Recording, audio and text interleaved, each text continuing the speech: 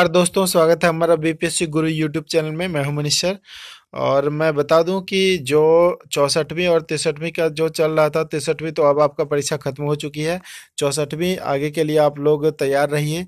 जो भी मित्र आप हमारे ग्रुप से जुड़े हुए हैं और जो जुड़ना चाहते हैं, वो हमारे व्हाट्सएप नंबर 9709774739 पर अपना नाम और प्लेस लिख करके भेजें और व्हाट्सएप के माध्यम से टेस्ट दे सकते हैं और अपने समय को बचत कर सकते हैं। ठीक है।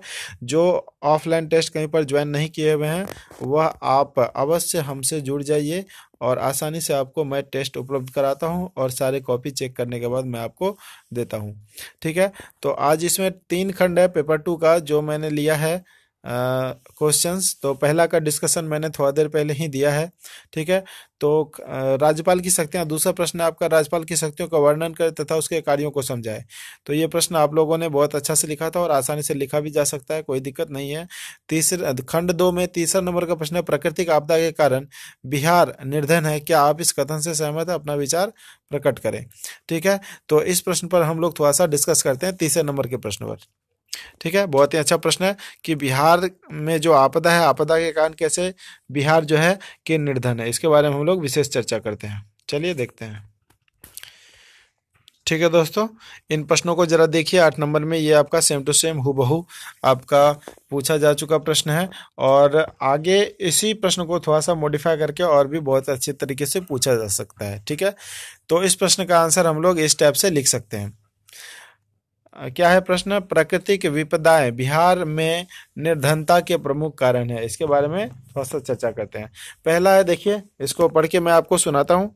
बाढ़ और सूखा ये ऐसी प्राकृतिक विपदाएं हैं जिनका सामना बिहार को लगभग प्रत्येक वर्ष करना पड़ता है। बिल्कुल सही बात है, उत्तर बिहार में तो खास करके ऐसा होता ही रहता है और ये बिहार में निर्धनता की गहनता को तीव्र करने के लिए महत्वपूर्ण भूमिका निभाती है। बिल्कुल सही है। नेक्स्ट में है आपका, उत्तरी बिहार का मैदान बाढ़ से अधिक प्रभावित है। उत्तर बिहार में बाढ़ से प्रभावित क्षेत्रों में सारण, गोपालगंज, वैशाली, सहरसा, खगड़िया, दरभंगा, मधुबनी आदि मुख्य क्षेत्र आते हैं। इसमें मुख्यतः हिमालयी नदियां घाघरा, गंडक, कमला, बागमती, कोसी आदि नदियां से बाढ़ आती है। दक्षिण बिहार में सोन, पुनपुन, फाल्गु, सकड़ी इत्यादि में बाढ़ आती है। दक्षिण बिहार को सर्वाधिक बाढ़ प्रवण क्षेत्र पटना तथा जहानाबाद है। प्रतिवर्ष बाढ़ की विभीषिका से चौतरफा क्षति का सामना करना पड़ता है, जैसे भारी मात्रा में मानव संसाधन, पशु संसाधन एवं अचल परिसंपत्तियों की हानि होती है। ठीक है। दूसरा है आपका, सड़क, रेल, वायु परिवहन बाधित होते हैं। सड़कें को तो काफ़ी नुकसान पहुंचता है, बहुत जगह सड़कें वगैरह सब टूट जाती है, तो एक दूसरे जो शहर का लिंक का कनेक्टिविटी होता है वो बिल्कुल खत्म हो जाती है। ठीक है। काफ़ी दिनों तक यह प्रभाव बना हुआ रहता है। नेक्स्ट है आपका, विद्युत पर भी बड़ा प्रभाव पड़ता है। स्वस्थ पेयजल की आपूर्ति बंद हो जाती है, सभी जगह कचरा वगैरह सब फैल जाते हैं और स्वच्छ पेयजल हम लोग को उपलब्ध नहीं हो पाता है। तीसरा है, शिक्षा, एजुकेशन पे भी प्रभाव पड़ता है। स्वास्थ्य से संबंधित आधिकारिक संरचनाएं पर भी भारी क्षति पहुंचती है। ठीक है। और अनेक प्रकार की बीमारियां सब भी फैल जाती है बाढ़ वगैरह सब आने के बाद। नेक्स्ट है आपका, मृदा अपरदन, वन संचरण का नष्ट होना। ठीक है। मृदा अपरदन, मिट्टी का कटाव भी होता है। बिहार की आर्थिक अर्थव्यवस्था का आधार स्तंभ कृषि को भारी क्षति पहुंचती है, जो बिहार का जो एक कृषि को रीढ़ माना जाता है। नेक्स्ट है, प्रतिवर्ष राहत, पुनर्वास एवं पुनर्निर्माण के क्रम में भारी व्यय करना पड़ता है। बार बार घर के टूट जाने से, पेड़ पौधे खत्म हो जाने से, बिजली खत्म हो जाने से, बांध टूट जाने से बार बार फिर से उनमें दोबारा इन्वेस्टमेंट करना पड़ता है, जिसके कारण आर्थिक व्यवस्था हमारा दिन ब दिन कमजोर होता जा रहा है। ठीक है। बाह्य पूंजी निवेश को हतोत्साहित करना मतलब कि बाह्य भी कोई भी जो पूंजी है, जो भी बिहार में इन्वेस्टमेंट करना चाहते हैं, वह खुल करके इन्वेस्टमेंट कहीं नहीं करना चाहते हैं, क्योंकि बिहार में प्रत्येक साल जो है कि बाढ़ आती है, तो इनसे उनको भय बना हुआ रहता है कि हम पूंजी अगर लगाएंगे तो हमारा कहीं बाढ़ में डुबो न जाए। ठीक है। जिसके कारण बिहार की अर्थव्यवस्था चरमराई हुई रहती है सालों भर।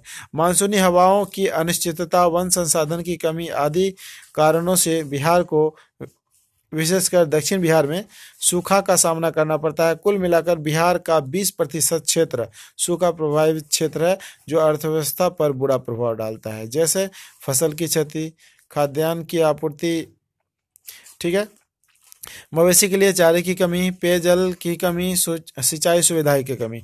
कुल मिलाकर बाढ़ और सुखाड़ दोनों ग्रामीण आबादी की क्रय शक्ति पर बुरा प्रभाव पड़ता है। ठीक है, नेक्स्ट इसका जो थोड़ा सा बचा हुआ पार्ट है उसको हम लोग जरा सा देख लेते हैं। डालता है, जीवन में बुनियादी जरूरतों की पूर्ति करने के लिए ग्रामीण आबादी का अधिकांश हिस्सा असमर्थ रहता है। फलतः निर्धनता की गहनता तीव्र से तीव्रतर होती जाती है। ठीक है, एक मैं इन्फॉर्मेशन आप लोगों को देना चाहता हूं कि हमारे चैनल को सब्सक्राइब कर लीजिए, हमारा बीपीएससी गुरु यूट्यूब चैनल को, और एनसीईआरटी की 11th और 12th का जो हिस्ट्री वाला पेपर और ज्योग्राफी वाला पेपर है, मैं उसका डिस्कशन इस पर सभी चैप्टर का करने जा रहा हूं। ठीक है, आप अभी से इसको सब्सक्राइब करके रखें और उनका गहनतम अध्ययन आपको मेरे चैनल पर देखने को मिलेगा। सारा डिटेल हम लोग उसका करेंगे। ठीक है, लेकिन बिहार की निर्धनता के लिए केवल प्राकृतिक विपदाएं ही जिम्मेवार नहीं हैं, क्योंकि बाढ़ और सुखाड़ ऐसी विपदाएं हैं जिनमें विभीषिका के उचित प्रबंधन के द्वारा काफी कम किया जा सकता है, लेकिन मजबूत राजनीतिक इच्छा शक्ति के अभाव में आज का सही जल प्रबंधन नहीं हो सका है। इसके अतिरिक्त अन्य अनेक कारण बिहार की गरीबी के लिए जिम्मेवार है, जैसे तीव्र जनसंख्या वृद्धि में इसकी तुलना में श्रमिकों की संख्या में वृद्धि का अनुपात रूप से अधिक होना। ठीक है, रोजगार सृजन की धीमी गति, रोजगार में कोई बढ़ोतरी नहीं है। नेक्स्ट है, उदारीकरण में के दौर में कृषि, ग्रामीण कुटीर उद्योग, लघु उद्योग का अपेक्षित होना। नेक्स्ट आपका कमजोर आर्थिक, सामाजिक एवं आधारिक संरचना। नेक्स्ट है, अनुसूचित जाति जनजाति महिलाओं के मामले में शिक्षा स्वास्थ्य का निम्न स्तर। ठीक है, सबसे मेन समस्या तो यही हमको लग रहा है। नेक्स्ट है, गरीबी उन्मूलन कार्यक्रम का सफल, प्रभावी एवं ईमानदारी क्रियान्वयन न हो पाना, परंपरागत कुटीर उद्योग में पूंजी की कमी, प्रशिक्षण की कमी और वैश्वीकरण के दौर में प्रतिस्पर्धा करने की स्थिति में न होना। मतलब कि कुल मिलाकर के देखा जाए तो बिहार की अर्थव्यवस्था बहुत ही अच्छी और तगड़ी नहीं है। ठीक है, आप और भी बहुत सारे ऐसे एग्जाम्पल लिख सकते हैं अपने से सोचकर। ऐसा नहीं कि मैं किसी बुक को, इस बुक को जो लिखा है इसको मैं बेस्ट नहीं मानता। आप लोग का आंसर भी बहुत अच्छा लिखा गया था। ठीक है, काफ़ी अच्छा लगा मुझे आप लोग का आंसर को पढ़ के, और इसी तरह से प्रयास आप लोग जारी रखिए और अपने मित्रों को भी ज़्यादा से ज़्यादा शेयर कीजिए, ताकि वह भी इस प्लेटफॉर्म पर जुड़ करके अपना समय का बचत कर सके और आराम से टेस्ट में भाग ले सके। और एक आवश्यक बात है, यह मैंने थोड़ा देर पहले बताया भी था कि एनसीईआरटी का जो स्टार्ट कर रहे हैं 11th 12th का हिस्ट्री और ज्योग्राफी वाला बुक का पूरा डिस्कशन, तो क्या वो करना चाहिए या नहीं, आप लोग हमें कमेंट करके अवश्य बता दें। यूट्यूब के नीचे जाकर के कमेंट करें। धन्यवाद, आपका दिन शुभ हो। Thanks for watching.